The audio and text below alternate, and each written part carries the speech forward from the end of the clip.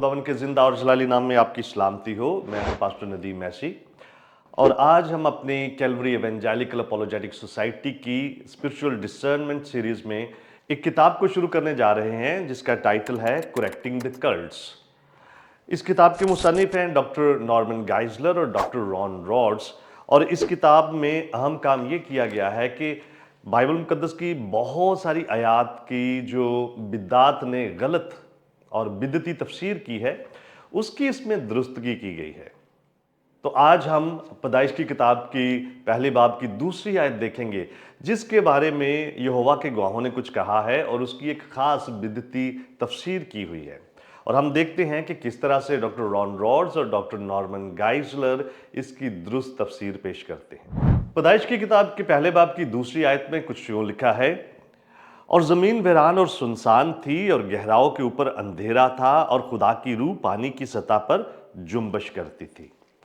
अभी इस आयत के अंदर रूल कुदस का खास तौर पर जिक्र किया गया है और रूल कुदस का यह जिक्र उस खास कंट्रीब्यूशन के हवाले से किया गया है जो तख्लीक के काम में रूल कुदस ने किया है। यहोवा के गवाहों ने 1989 में एक तसनीफ मुतारफ़ करवाई, एक किताब मुतारफ़ करवाई जिसका उन्वान था should you believe in Trinity. और उसके सफ़ा नंबर 20 पर उन्होंने ये कहा है कि जो अब्रानी लफ्ज़ है रुआख, जो रूहुल कुदस के लिए इस्तेमाल हुआ है, उस लफ्ज़ का असल मतलब या मानी है आंधी या हवा या फिर फोर्स।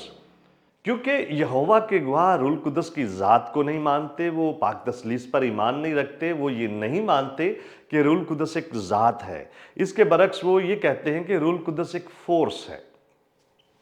इसकी मिसाल कई दफ़ा वो इस तरह से देते हैं, वो कहते हैं कि अगर आप एक कुर्सी को उठाते हैं या खींचते हैं या धकेलते हैं तो उस धकेलने में या खींचने में जो फोर्स इस्तेमाल हुई वो आपकी फोर्स है, लेकिन देखने वाला यही कहेगा कि कुर्सी को आपने हिलाया है या आपने उठाया है।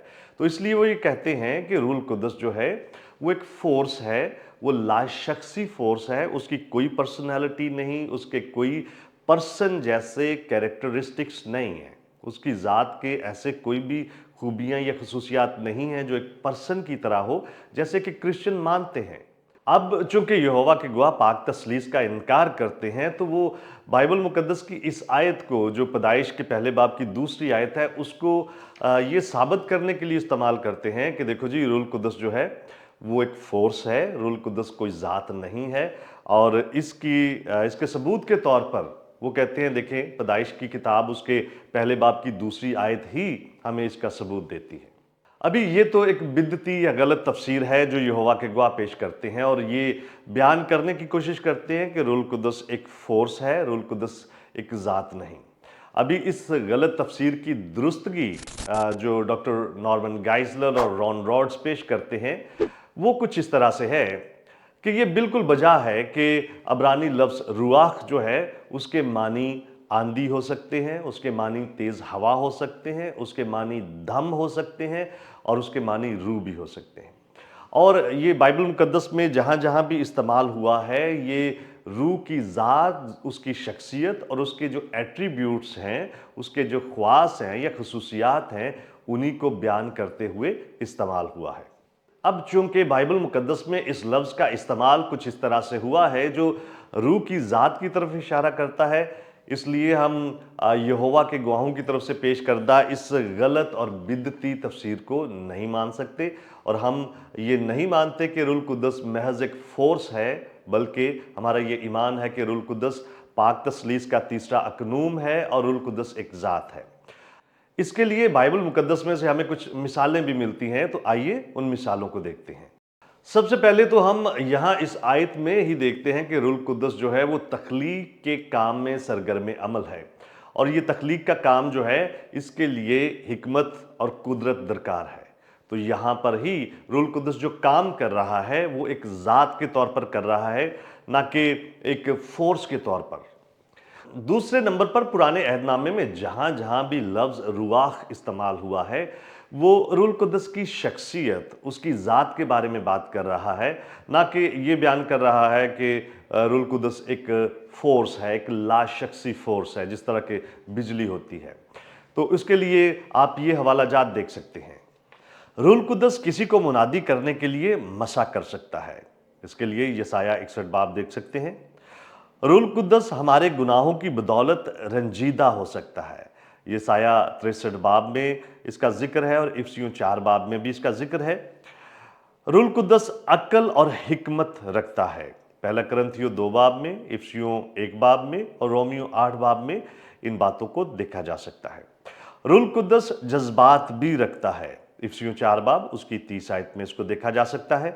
रूल कुद्दस की अपनी एक मर्जी है। पहला करंथियों 12 बाब उसकी 11 आयत में इसको देखा जा सकता है। अभी ये जितने भी काम हैं ये कोई ऐसी ज़ात कर सकती है जो इंडिपेंडेंट हो, जिसकी अपनी हिकमत हो, जिसका अपना एक शौर हो। कोई भी लाशख्सी कुव्वत जो है वो ऐसा नहीं कर सकती। मजीद बाइबल मुकद्दस में हम ये भी देखते हैं कि रूल कुद्दस और बहुत सारे अहम काम करता है और वो सारे के सारे काम इस बात की तरफ इशारा करते हैं कि रूल कुद्दस एक ज़ात है, ना कि एक लाशख्सी कुव्वत है। मिसाल के तौर पर हम देखते हैं कि रूल कुद्दस तालीम देता है या सिखाता है। रूल कुद्दस लोगों की रहनुमाई करता है। रूल कुद्दस हुक्म देता है। रूल कुद्दस मसीहियों की शिफायत करता है और रूल कुद्दस लोगों के साथ कलाम भी करता है। और बाइबल मुकद्दस में अमाल की किताब में हमें यह भी तस्वर मिलता है कि रूल कुद्दस एक ऐसी ज़ात है जिससे झूठ भी बोला जा सकता है या जिसे रंजीदा भी किया जा सकता है। आप किसी लाशख्सी कुव्वत के सामने झूठ बोले तो उससे कोई फर्क नहीं पड़ता। आप बिजली है या कोई भी ऐसी कुव्वत है उसके सामने झूठ बोलते रहें, उससे कोई फर्क नहीं पड़ता आपकी ज़ात पे या दूसरे की ज़ात पे। लेकिन रूल कुद्दस की ज़ात के सामने झूठ बोलने और रूल कुद्दस को रंजीदा करने के कॉन्सिक्वेंसेस हैं, जिसको हम देखते हैं कि लोगों की ज़िंदगियों में वो ज़ाहिर हुए। बस इन सारी बातों से हम ये सीखते हैं कि जो तफसीर यहोवा के गवाह पेश करते हैं कि रूल कुद्दस एक लाशख्सी कुव्वत है, वो एक आंधी की तरह है, वो एक फोर्स की तरह है। उसकी कोई अपनी ज़ात नहीं, उसकी कोई अपनी हिकमत नहीं, उसका कोई अपना जहन नहीं, उसकी कोई अपनी मर्जी नहीं। और इस तरह से वो इनकार करते हैं कि पाक तसलीस मौजूद नहीं है। तो ये सारे हवाला जात हमारी रहनुमाई करते हैं कि रूल कुद्दस पाक तसलीस का तीसरा अकनूम है। रूल कुद्दस एक ज़ात है और हम उस पर एक ज़ात के तौर पर ईमान रखते हैं। अभी जो किताब यहोवा के गवाहों ने मुतारफ करवाई, should you believe in Trinity, उसके जवाब में और उसको रिफ्यूट करने के लिए हम कुछ एक किताबें आपको सजेस्ट कर सकते हैं। अगर आपके पास मौका हो, अगर वो दस्तयाब हैं तो ज़रूर उन्हें पढ़िएगा। तो पहली किताब है why should you believe in Trinity.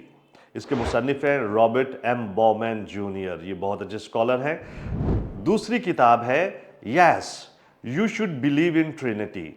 इसकी मुसन्निफा हैं क्रिस्टीना डार्लिंगटन और ये किताब बिलखसूस यहोवा के गवाहों की उस किताब को रिफ्यूट करने के लिए लिखी गई। और तीसरी और आखिरी किताब है reasoning from the scriptures with Jehovah's witnesses. ये डॉक्टर रॉन रॉड्स की किताब है। तो मुझे उम्मीद है कि ये जो आयत यहोवा के गवाहों ने ट्विस्ट की थी और इसकी गलत तफसीर पेश करने की कोशिश की गई, उसकी दुरुस्त तफसीर आप जान चुके हैं। हमारे इस प्रोग्राम को, हमारी टीम को, हमारी सोसाइटी को अपनी दुआओं में याद रखें। अगर हमारी ये वीडियो आपके लिए मददगार साबित हुई है तो हमारी गुजारिश है कि इस वीडियो को अपने दूसरे दोस्तों के साथ बांटें। हमारे इस चैनल को लाइक कीजिए, सब्सक्राइब कीजिए और इस चैनल के बारे में अपने दूसरे दोस्तों को भी बताइए। God bless you. Thank you very much.